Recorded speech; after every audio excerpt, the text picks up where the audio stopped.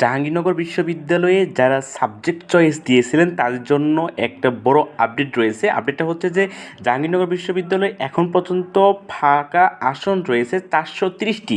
যারা subject choice দিয়েছেন তারা সশরীরে 18 জুন তারিখে উপস্থিত থাকতে হবে এবং উপস্থিত থেকে কী কাজ করবেন, কখন উপস্থিত থাকতে হবে, কী কী কাগজপত্র লাগবে আজকের এই ভিডিওতে বিস্তারিত আলোচনা করার চেষ্টা করব। জাহাঙ্গীরনগর বিশ্ববিদ্যালয়ের ফাঁকা আসনে ভর্তির জন্য সশরীরে আবেদন আহ্বান করা হয়েছে যারা সাবজেক্ট চয়েসের পূরণ করেছেন কিন্তু এখন পর্যন্ত মেরিট লিস্টে স্থান পাননি। তারা আগামী 18 জুন 2025 সকাল 9টা থেকে 1টার মধ্যে সশরীরে উপস্থিত হয়ে আবেদন করতে হবে। তা না হলে কোনো মেরিট লিস্টে স্থান আসবে না। এটা খুবই গুরুত্বপূর্ণ। আচ্ছা, এই জায়গায় আপনাদের একটু বিস্তারিত বলার চেষ্টা করি। বিষয়টা হচ্ছে যে এই সময় এসে যদি আবার তারা মেরিট লিস্ট দেয়, দেখা যাবে এই যারা মেরিট লিস্ট পেয়ে আপনাদের নাম আসবে এরা অনেকেই বিভিন্ন জায়গায় চান্স পেয়েছে, তারা আর ভর্তি হবে না।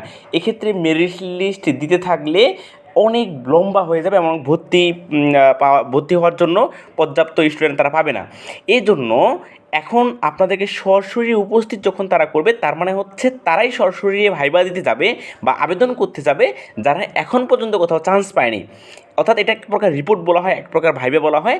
অর্থাৎ যারা আপনারা এখন পর্যন্ত জাহাঙ্গীরনগর বিশ্ববিদ্যালয়ে কোনো মেরিট লিস্ট আসে নাই, কোনো ডিপার্টমেন্ট পান নাই, কোনো সাবজেক্ট পান নাই, তারা আপনার উপস্থিত থেকে আবেদন করতে হবে বলে এখানে আপনার তার একটা সিগনেচার নেবে বা হচ্ছে আপনার একটা নাম জিজ্ঞাসা করবে, এইরকম কিছু করবে। এতে সুবিধা হচ্ছে যে যারাই আমার রিপোর্ট করতে আসলো শুধু তাদের মেরিট লিস্ট প্রকাশ করলাম, এরপরে আর বেশি মেরিট লিস্ট প্রকাশ করা লাগবে না। আচ্ছা, এখন জানা যাক আসলে আপনাদের কী কী কাগজপত্র লাগবে। এই জায়গাটায় আরেকটা বেশি গুরুত্বপূর্ণ, আপনাকে সকাল 9টা থেকে 1টার মধ্যেই উপস্থিত থাকতে হবে।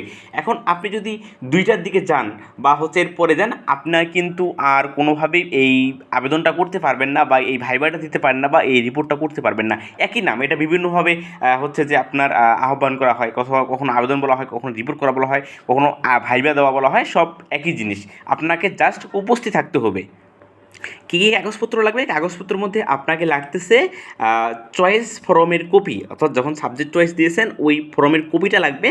আর জাহাঙ্গীরনগর বিশ্ববিদ্যালয়ের ভর্তি পরীক্ষার সময় যে অ্যাডমিট কার্ডটা আপনাকে দেওয়া হয়েছিল ওই অ্যাডমিট কার্ডটা লাগবে। এই 2টা কাগজপত্র। আর আপনি সশরীরে উপস্থিত থাকবেন, এটাই গুরুত্বপূর্ণ। এর চেয়ে বেশি গুরুত্বপূর্ণ হচ্ছে যে সকাল 9টা থেকে 1টার মধ্যে আপনাকে উপস্থিত থাকতে হবে। আপনি যদি কোনো ক্রমে এই দিন উপস্থিত না থাকেন, দেখা যাবে আপনার পরবর্তী যাদের ছিল, পজিশন ছিল, তারা সাবজেক্ট পাইছে, আপনি সাবজেক্ট পান নাই। এটা হচ্ছে একটা সিস্টেম। 18 তারিখ বেলা 9টা থেকে 1টা কাগজপত্র লাগবে, আপনার চয়েসের ফর্ম এবং হচ্ছে জাহাঙ্গীরনগর বিশ্ববিদ্যালয়ের অ্যাডমিট কার্ড। এতটুকুই হলে এনাফ। ধন্যবাদ সবাইকে।